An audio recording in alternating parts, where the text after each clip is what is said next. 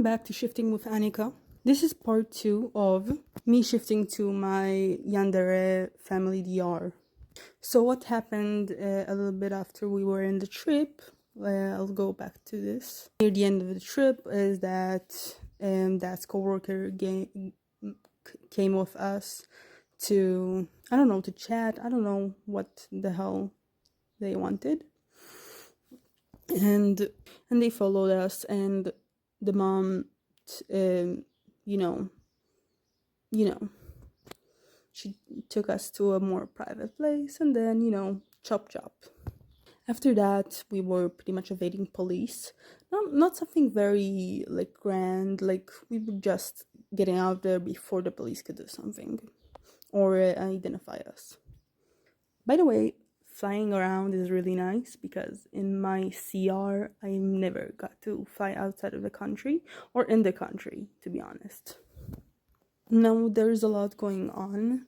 In my YouTube channel, when this part was a little bit longer, I talked about the fact that we played dolls and I went to elementary school, but then I remembered that there was a lot more things, and I'm probably going to continue with the story and then go back to another thing that happened, because I truly only think about those things when I'm mind spiraling, and then I forget to mention a lot of things, so I'll try to remember as much as possible. So the eldest sister, my oldest sister Marie, she at some point got really touchy and close, probably because she was fantasizing about the part of her life where it was explained to her that our mom explained to her that she's gonna find her beloved and she's gonna have kids and she's gonna be happy. So she pretty much looked at me as her kid at the time. She was really pampering me and being really nice and everything, and it was very nice most of the time. Sometimes it felt overbearing a little bit, but it was fine. We'd have a lot of times where she would be playing video games and have me on her lap or hugging me, and it was very nice. It was cute, especially for little girls. But then she met her beloved, love of her life. So she was a little bit more distant and more focused about him. And then that's when the family started to get a little bit more weird than it was. It was very weird from the start, but it started getting even more weird. When Luisa started getting bullied, the second child, Marie told her to suck it up and fight, which, what can we expect? And then she told the mom, and then the mom was like, I'll take care of it. She said, I'm gonna tell your teacher, and if that doesn't work, I'll take things into my own hands. Chilling. She kissed her head, sent her off, and Luisa took me into her room with her. We talked, and then she talked about how much she feels the mother doesn't care, and the father doesn't look like he loves them. And yeah, that was pretty sad. So I did my best. I wiped her tears. I tried to encourage her as much as a 8-year-old could. And then at some point she just kicked me out of her room, even though after that she didn't act strange or anything. But that moment she kicked me out of her room, and my mom was like, it's not personal, and yeah, just some, which was just, yeah. She put my head to her chest. She was like, don't worry, darling, and yeah. Then she started telling me, I didn't know how to tell you, and I wanted to tell you this for a long time, and basically she was trying to explain something, and then now I'll get into it and explain. I have already educated your sisters about this matter, the family curse, but I never told him about my story, my mom's story. My mom, your grandmother, Zelda, what a name, what can I say, became obsessed with her beloved, Sigil. Actually, she said a full name, I just don't know how to say his last name. He was 17 and she was 16. They started dating 2 years later. And in those 2 years, she pretty much stalked him, leaving pictures and notes and stuff like that in his apartment, in his actual apartment. It sounds sweet, but Your grandfather found it terrifying. Now she was 19 and he was 20. She broke into his apartment, she took him, she stuffed him in the back of her car, and drove far away. In a faraway cabin in the woods. And then she kept him and her children, us, in the cabin for a long time. When they had us, of course, and they had them, of course. I'm trying to recite what she said, but I don't know how. I don't remember it exactly. Then she told about her older sister Tasha and her younger sister Demar. I don't know. We have an altar named Tasha.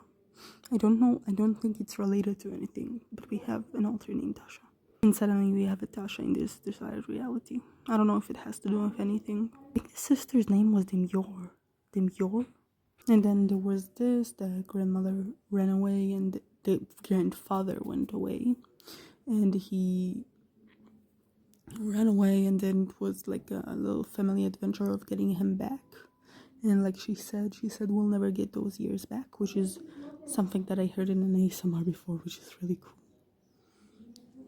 Because I did script it, but it was still pretty nice to hear it from the mother herself. But I love it. And like she told me more details, like the sisters' names and stuff like that, which is really nice because I didn't like write everything down. And to this day, they still live in that cabin.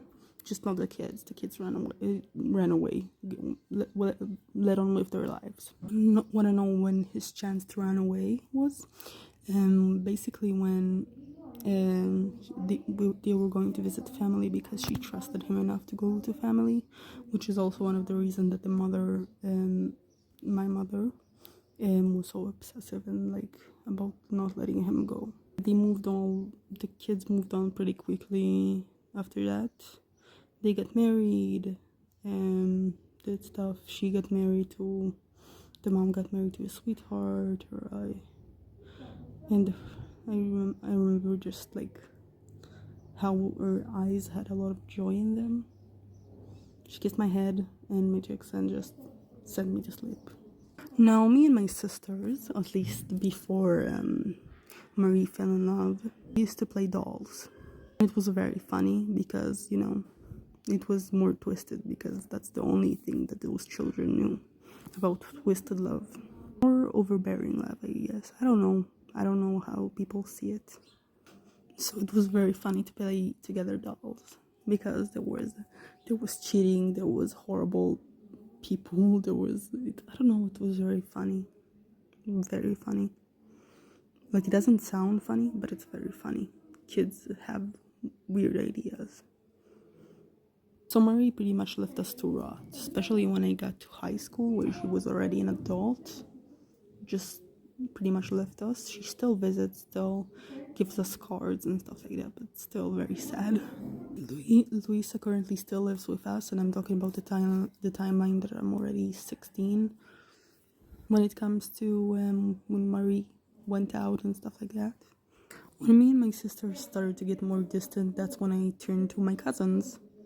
And my cousin Andrea specifically, which she was way older than me. She was older than me 8 years, but she would still visit, and she would still be with us, and she would visit a lot, like I said. And she had really good food. She made amazing food, and I really love her. She was apparently a late bloomer, so she still hasn't found her beloved. So that's yeah, and I'm also a late bloomer and I'm also not gonna find the beloved because I'm asexual and demisexual. So yeah. So it's gonna take a long while for me to meet somebody. Bye, see you next video.